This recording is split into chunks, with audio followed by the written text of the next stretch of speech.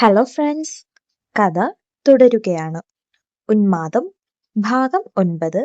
രചന ദിവ്യ G K. അവതരണം നിള.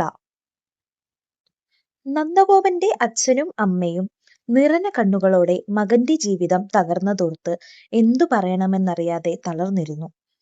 ഹാളിൽ മുഴുവൻ നിശബ്ദത കളിയാടിയപ്പോൾ നന്ദഗോപന്റെ സ്വരം മുഴങ്ങിക്കേട്ടു.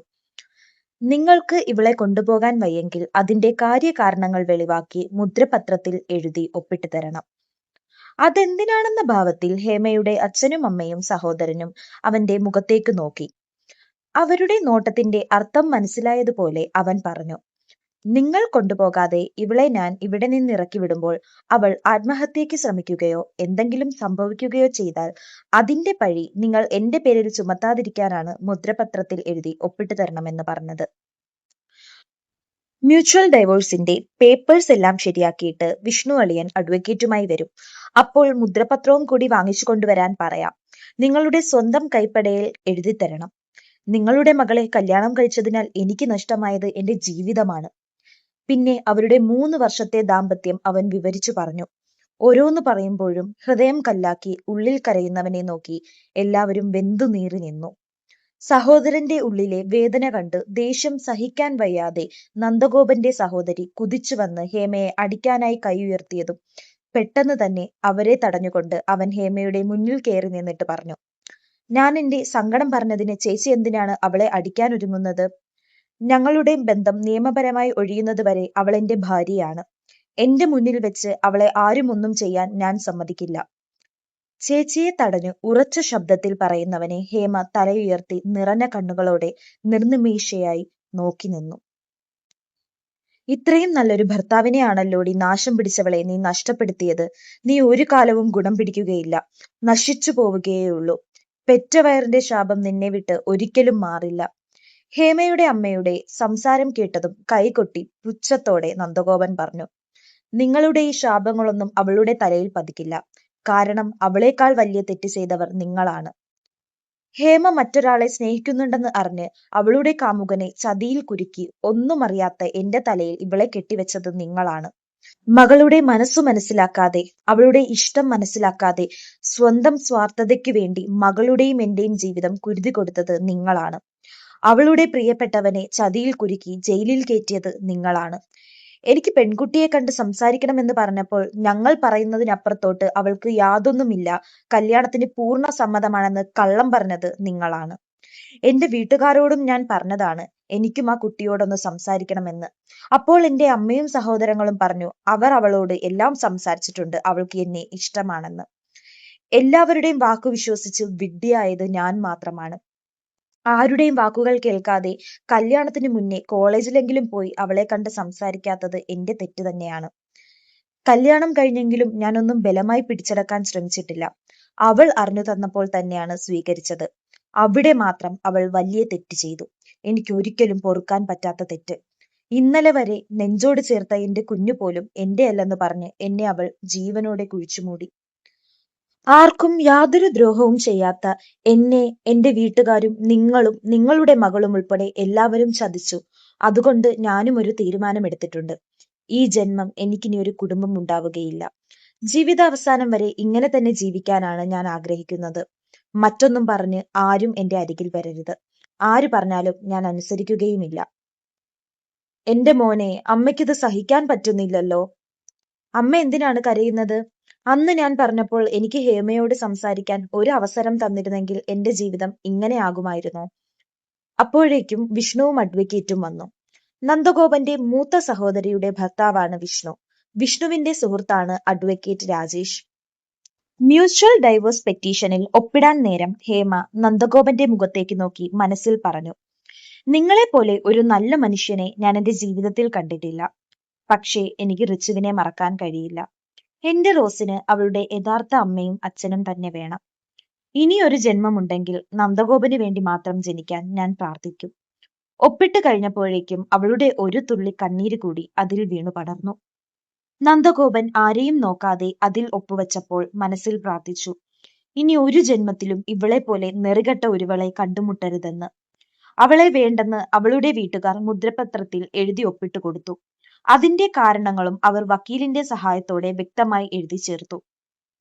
ഇനിയിപ്പോൾ കാര്യങ്ങളൊക്കെ കഴിഞ്ഞ സ്ഥിതിക്ക് എല്ലാവർക്കും പോകാം. ഇനി നിങ്ങളുടെ കുടുംബവുമായി എനിക്ക് യാതൊരു ബന്ധവുമില്ല.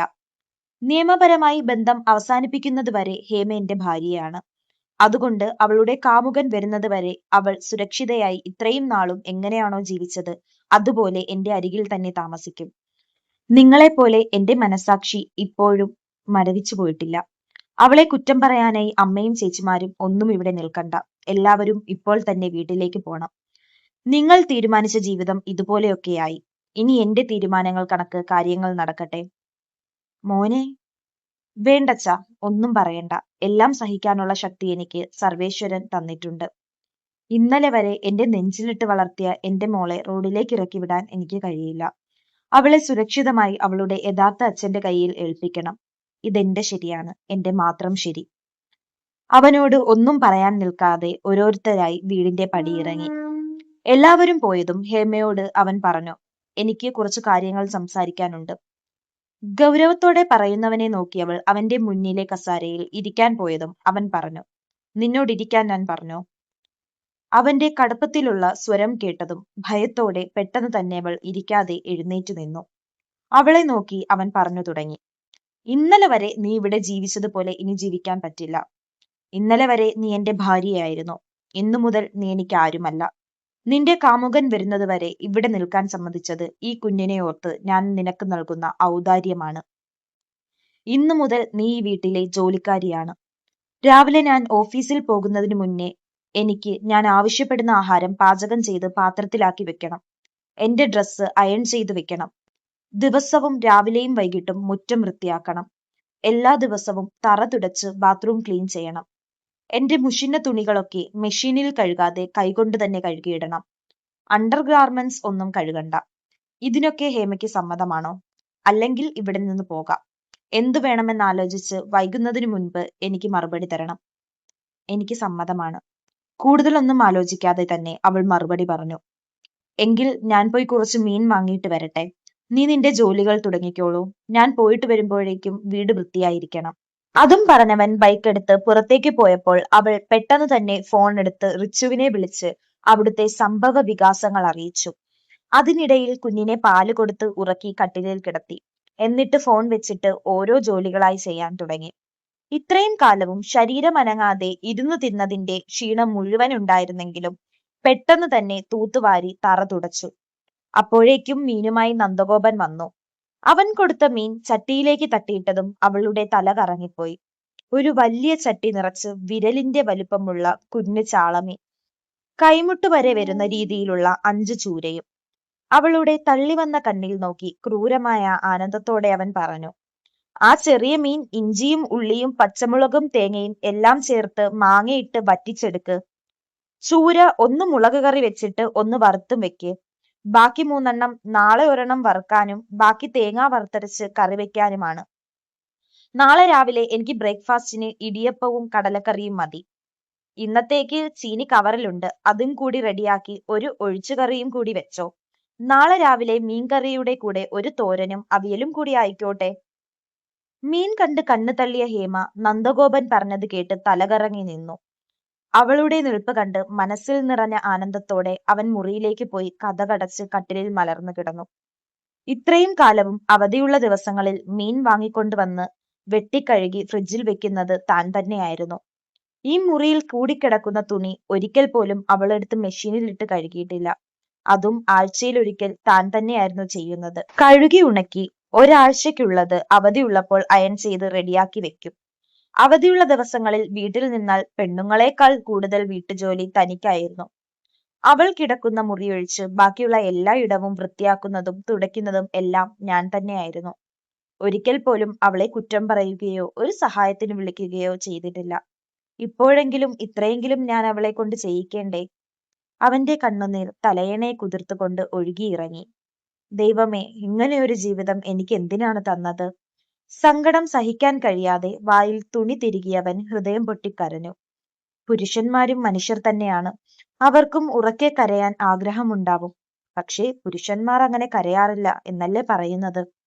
സ്വയം ചോദ്യവും പറച്ചിലും നടത്തിക്കൊണ്ട് റൂമിലെ ഹോം തിയേറ്റർ ഓൺ ചെയ്ത് ഫുൾ വോളിയത്തിൽ മെലഡി സോങ് പ്ലേ ചെയ്ത് അവൻ അലറിക്കരഞ്ഞു.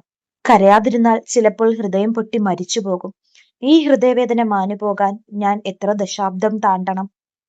നാളെ ഉമ്മിച്ചമ്മയുടെ ബർത്ത്ഡേ ആണ്. രാവിലെ മുതൽ തന്നെ വീട്ടിൽ ആളുകളെ കൊണ്ട് നിറഞ്ഞു.